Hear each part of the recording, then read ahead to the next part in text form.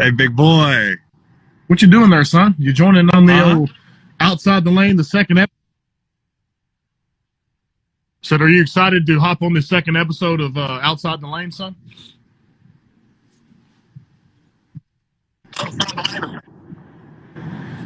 Episode 2? Yeah, episode 2. Sorry, my internet was glitching again. We're having rough times out here in the pandemic, son. It's been glitching on me the past 2 times. Are we both on the porch? I'm on my back porch. I don't know where you're at, but I'm assuming you are. Side porch, son. How we doing? Side porch? How's the shed coming along? All the stuff in the background or behind the house? Your quarters are on the way. They're probably about 3 weeks out. So finally going to be wrapping up soon, and Lane will have a spot to stay in Charlottesville. I will? Yeah. You going to keep it nice for me when I'm not there? Yeah, you won't have to stay in the attic or sleep on the couch like the last time. Hey, I did enjoy it last time. We watched last time we were there. We watched Dr. Steve Gruhl. The comments are frozen. I can't see. Are your comments moving? Yeah, they're moving. Hold on a second. That might be on me. Hold on, big boy. Because That's what you get for getting T-Mobile. I want to be able to interact with the people, Yeah, hey, we got some good comments. Y'all got any funny stuff for Chris Long? All right, so you've been at your house. We've been watching Waylon. Has he graduated from Puppy Dog Pals to maybe Paw Patrol or Blaze by chance? He loves them all, man. He loves Blaze and the Monster Machines. He loves his favorite's probably what is it? Paw Patrol, because there's a new Paw Patrol character coming out this summer, by the way. Paw Patrol decided to create a new character just because it's a pandemic, get these kids engaged, and I love it. I'll tell you what's not good is stepping on a Paw Patrol toy at about 1 o'clock in the morning. Son, I would rather tackle Derrick Henry than step on a Hot Wheels car. With no tour at all, just yeah, without a warm-up. 2nd and 7 Derrick Henry or 4th and 1 Derrick Henry, we got to have it. Any Derrick Henry. I mean, you give me the meanest, got to have it Derrick Henry, and I would rather do that than step on a Hot Wheel car. All right. Hey, I concur. All right. So since football's ended, you got the podcast rolling. You've had numerous episodes. You even had me on there. Yeah. I think once, or was it twice? I think it's once. Yeah, I think I was. I think you were on there once. Yeah. As far as the most entertaining person or people that have been on there, what has probably been the funnest interview? The funnest interview, the most fun interview was probably Action Bronson for me. Is that the guy that's cooking? Has his own he cooks, he raps, he does all types of stuff. He's a Renaissance man, Lane. You would love him. He's a lot of fun. He likes old movies, likes sports. He likes the same type of shit you and I like. Old movies? He likes, the Simon Says type movies that I put you onto the other night, the Dennis Rodman movie, like obscure, diamond in the rough flicks. I got to say, I didn't finish that movie, but it was. I remember reading what was the name of that Dennis Rodman movie? Simon Says with a Z. Simon Says. And it said, this action-packed, sexy adventure. When I got about 2 sentences in, and I knew it was going to be good. Hey, hold on. I'm gonna re-request to come in because my thing's frozen a little bit. I think it's I think it's the first connection we had. So hold on 1 second. Hey, big boy. You there? You get it? Yeah, I'm back. Isaac's over here. Whoa. We got Isaac and Pryor over here. They're on the grill cooking up a little post-birthday dinner. Speaking of nice. And by the way, happy birthday, man. What are you, 30? 30. Golly, life gets better after 30. I swear, your 20s suck. Yeah, 20s. Rat race, trying to establish yourself, trying to get where you're going. Yeah, it's just you're running in a rat race, man. And when you get to be 30, shoot, I'm 35 now. Life becomes a little simpler. You start sitting in the big boy chair at night and have maybe a glass of tea. Yeah, exactly. Yeah, I don't drink the same as I used to, man. That's what you're going to notice. You're not going to be able to drink like you used to.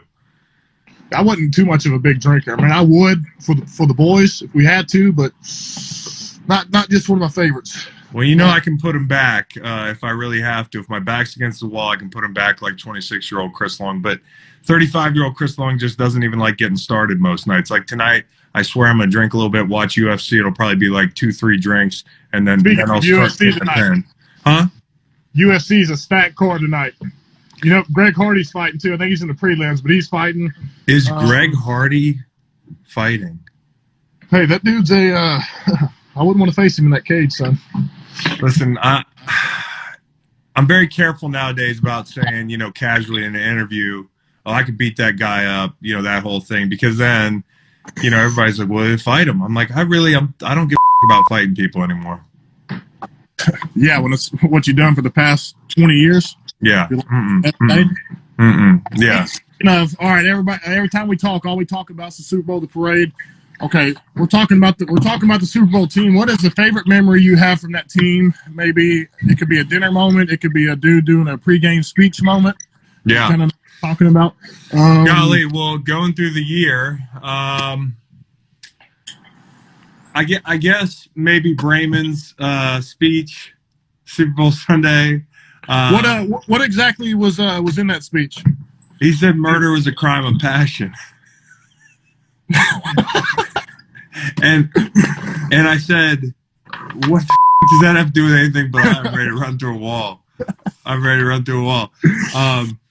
Brayman's speech, you know, there were little moments, you know, anything Selleck did, I loved. I loved anything Selleck related. I used to love being on the back of the bus. You and I riding the bus. I used to love being on the plane, bothering Selleck, bothering those guys while they're playing their stupid video games. I think Isaac plays those stupid video games, a little handheld. Yeah, the back of the plane crew, there'll be a group of 6 of them.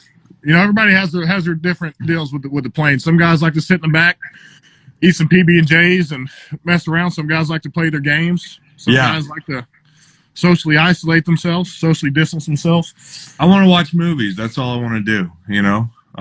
That's all I want to do. I want to sit back there, I want to watch movies, and I want to get through the flight. Because I don't really like flying, Lane. I used to not be able to barely ever take off for an away game without having a panic attack. Did you have chest palpitations, son? I did. Sometimes my chest would feel kind of tight. I was like, well, this is good news. You know, if the plane goes down, at least I'll be long gone. I'll have had a heart attack. Wait, did you ever hear the Torrey Smith, Jerome Johnson story? No, I didn't. All right, so for the viewers, okay, I think we were playing the Rams, and we went to was it Roscoe's Chicken and Waffles? It was my first time going there, so I had no clue about it. So we get there, the line is packed, and so Torrey Smith calls, and he says, "Yes, this is Jerome Johnson, head security of the Eagles. We have a few football players waiting outside. They would like to get a meal in before team meetings." No. Got in. Hey, me, him, Alshon, a few other guys. You guys got the hookup, man. Got the hookup. You didn't bring me anything. Son, I don't know. You were in a different age group. Sometimes you'd like to hang with the younger folk, and sometimes you would, you know. Yeah, sometimes I'd like to isolate myself in my room. Actually, you'd be hanging with a mature audience like Selleck. Dude, how about the LA trip? You know, you got Roscoe's. I get a leak in my bathroom. I wake up in the morning before the Chargers game, and my bathroom floor is covered in piss from upstairs. Somebody's toilet was leaking. I woke up at 5 a.m. to the sound of drip, drip, drip. I opened the door. It's disgusting in there. I had to call Big Dom. I had to get the out of there. So did you get out of there? Did you get a few more hours of sleep before breakfast? I got a little bit of sleep, but I was like, are you kidding me? I was already mad that we leave on Saturday for a Sunday game. I hate that. I want to leave on Friday like some teams. I've never done that, so I wouldn't know, but I would like to. And that's not bad. I don't know. Except the London trip. You know, some people are of the mindset, hurry up, get there, get it over with, and go home. I like to get my rest. And I you know, my old ass, I don't want to be sitting in a plane for 6 hours. You like your routine, huh? Yeah, my routine. Exactly. And having piss coming out of the bathroom above me. Did it get on your bags or anything? No, it got on like one little toiletry box, and I threw that shit away. So hey, that's all you can do in a pissy situation, isn't it? It was a super pissy situation. All right, I flipping subjects. I remember a dinner table conversation. I'm saying about 3 years back. Okay. And we were talking about your papa, And you were talking about, yeah, for most of my life, I don't think I could take my dad. But now, past few years, I said I got him. Yeah. I want to know where you got the confidence from, and I want to know if the Skechers wide fit shoes had any impact on your decision. See, I didn't really get the confident. Like, I feel like, okay, so I feel like as older I get older, I'm less interested in fighting. Like, there's a lot more it would take for me to fight. But as I get older, I feel like even though my body's failing me, I know I could just whoop somebody. And also on the other side, because I have less tolerance for bullshit now. Like, you have to pick and choose your battles. Is that what you're saying? You got to pick and choose your battles. But when I choose that battle, now my dad, he's on the other end of things. Like, my dad's shoulder shot, his back shot. God bless him. He's 60 years old. So now, if I can't beat my dad up and he's 60, we have a problem. Hey, that's not just any 60-year-old. Remember shaking his hand? They look like Kyle's and just some lunchbox fists on him. And did you know, Lane, he was a really good boxer in college too. I think you told me that, but not positive. Yeah, that's intimidating, though. Well, your dad rode bulls, and my dad boxed. Yeah, so pretty tough guy. What would you rather do? Get on the bull or go around with Lennox Lewis, Mike Tyson, prime? Ooh, I'd rather get on a bull. It's gonna be over fast. Like, I might get gored and die, or like get crumpled up, but it'll be over fast. If I get punched in the head by Mike Tyson in his prime, I could get like a whole dosage of CTE in one pill, rather than like spacing the plan out, and it could be over for me. Speaking of that, did you see the clip of Mike Tyson talking about coming back out of retirement and giving some more CTE? Yeah, I heard he's going to fight Shannon Briggs, maybe. I would love to see that. I would love to see just about anything these days. So, is that the guy? That's the guy that always goes to other people's camps, like in the middle of their training camp, and let's go, champ. Yeah, let's go, champ. Let's go, champ. Exactly. I used to follow him on IG, and then I was like, man, there's too many posts. He just posts too much. Yeah, I remember there's a clip of Vladimir Klitschko. He was out in the lake, on his paddleboard. Oh, he's on like a pontoon boat and just goes out there and swirls waves around until he falls down. I'm like, yo, I love that. I love that energy, man. I love that disruptive, shit disturbing energy of Shannon Briggs. What is it about it messing with people that just gives you that much energy, even when you're dog tired? I don't know, man. Once you see somebody, you're under somebody's skin, it's over. That's like the whole thing. If somebody's talking shit to you, if somebody is in your head and you show it, then the rest of the game is going to be bad. And I'm sure it's the same thing with fighting. Is it all about sign language and body language? It's all about body language. You know what? Like, nowadays, here's the problem with young players. A lot of them are skill guys. When a coach is like, hey, stand up straight in college, you know how, like, in between drills and that sort of thing, and I know I'm sounding old when I say this, but yeah. When coaches are like, hey, stand the up, dude, between drills, don't show you're tired.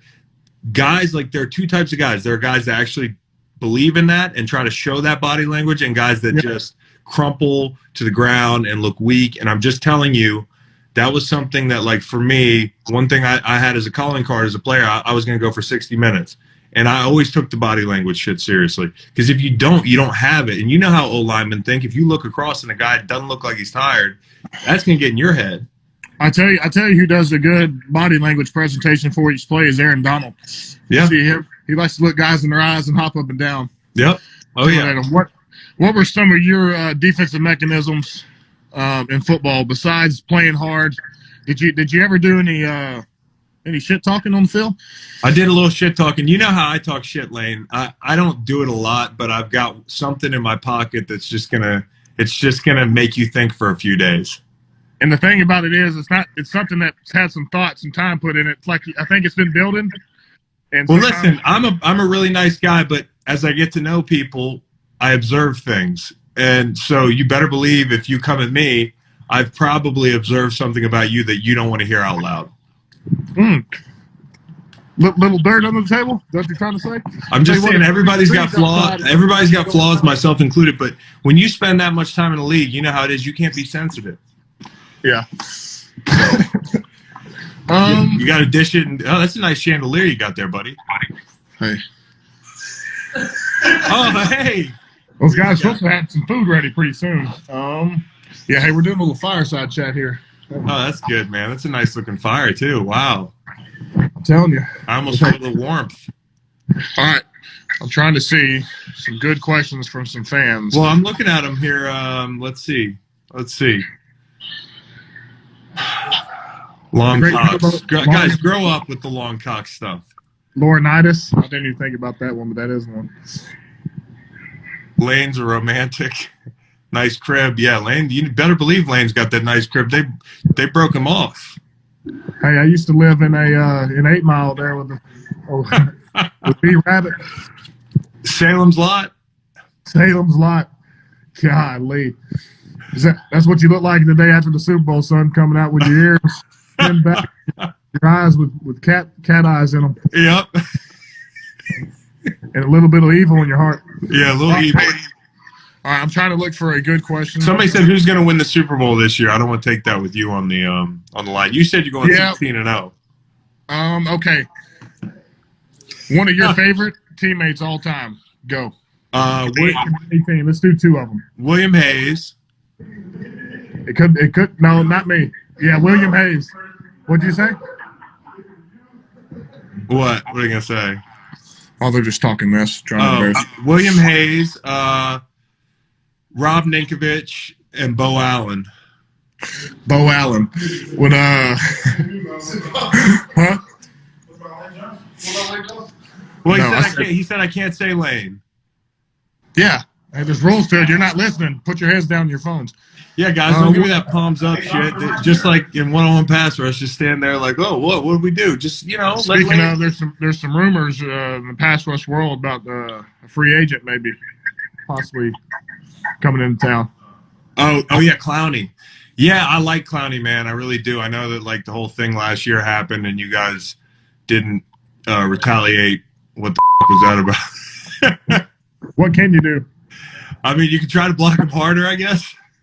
He's like trying to block a running iguana on water, son. He gets rolling the arms and legs. Just dude.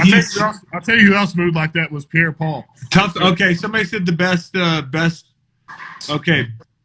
O lineman in the NFL. Best O lineman, Zach Martin. I'm putting Lane in there. Is Tyron healthy now? He looked healthy. He looked very healthy. When he's healthy, he's top 5. Trent, when he's healthy, top 5. He went to San Fran. Hey, good for him. Yeah, good for him. Got out of there. And then obviously Quentin Nelson. I think he's top 5 already. Yeah. Hey, have you seen that guy? Yeah, dude. I've felt his hands on me, dude. He's got 2 55-gallon drums for chest, son. He has fucking 30-pound kettlebells for hands.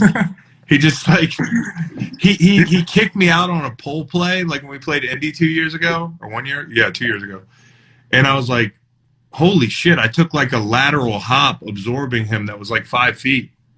He's one of those bodies similar to JP, I would say, with just how his body is just. Oh, I'm watching JP work out at 38. I'm like, golly. Hey, by the time I'm 38, I'm gonna throw my back out picking up Luke in the morning. How smooth did that kickstand look on that bare grass field? I wonder where he was.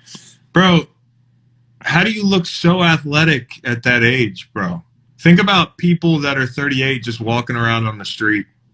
Have you seen his ankle, son? He's got dinosaur bones on him. It's amazing. Me and Kelsey exhumed that last year in meetings. You exhumed it? We exhumed it. Somebody said, who has the best work ethic you've ever seen? Ooh. I tell you who was a beast was Paul Warlow. He was hurt.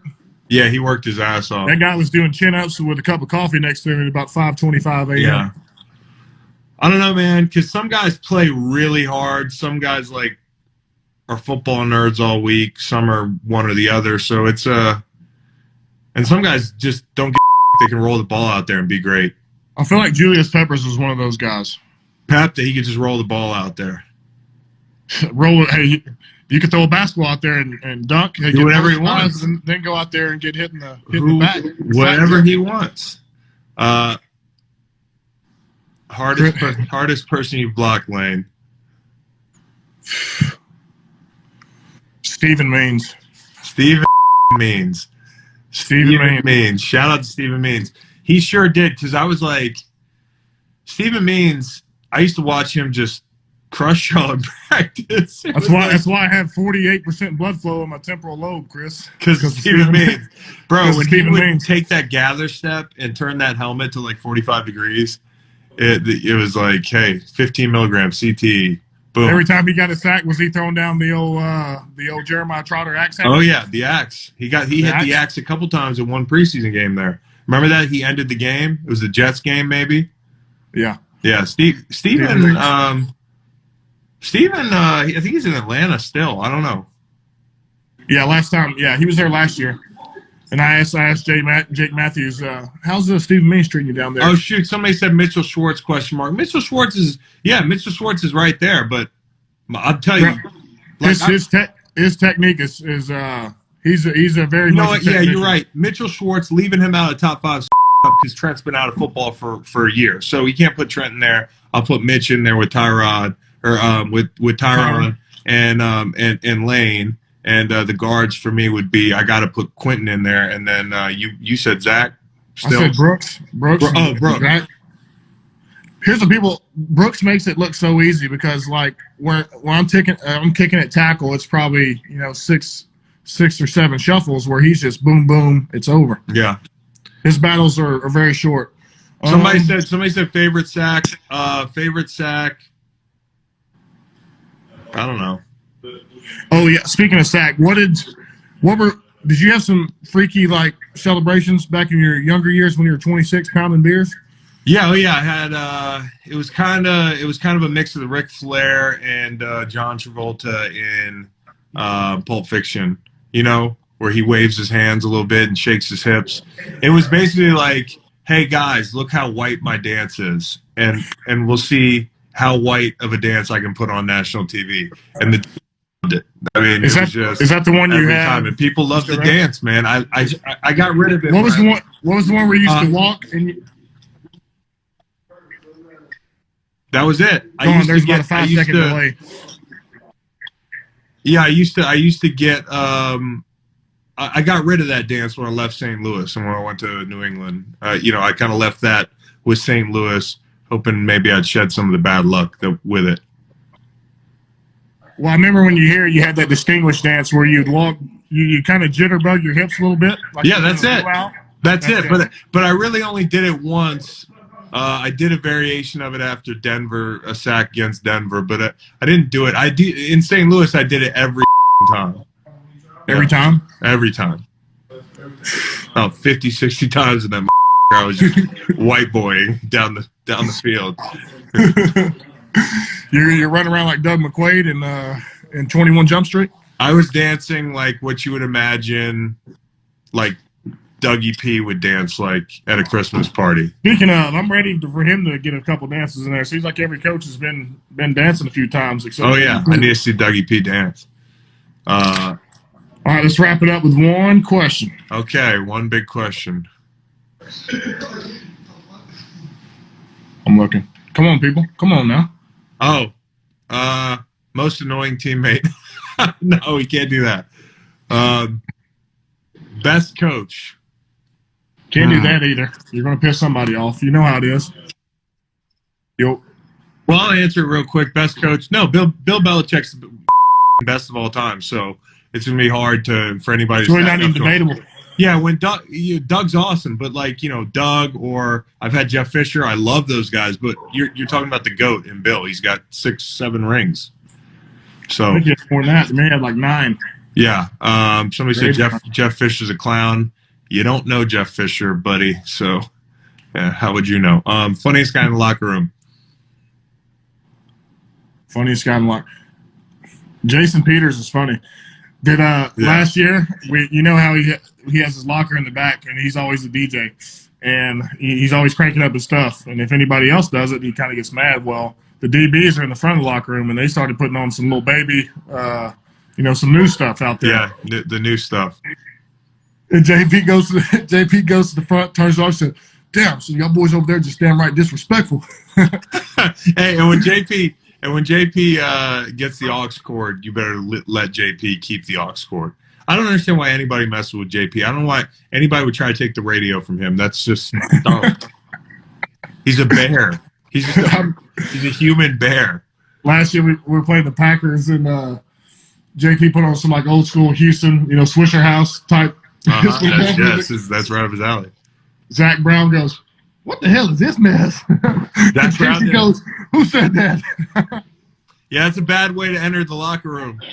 That's a bad first impression to piss JP off. Oh, I can't stop laughing. All right, well, hey, that wraps up the time for the second episode Outside the Lane. I'd like to thank Bud Light for sponsoring my birthday and leaving a few extra cases out in the garage for me. I'd like to thank Chris Long for his coming out for the second episode and being such a good guest and enlightening to us. And hey, we want to thank you. You're the man, dude. You're the man. Happy birthday. It's all downhill from here. 30 on is all downhill. All right. Okay, bud. Hey, I'll stop by your neck of woods before training camp starts. Yep, the guest house will be ready, my man. Thank you, Birds fans. Love you guys. See ya. Love y'all. Later.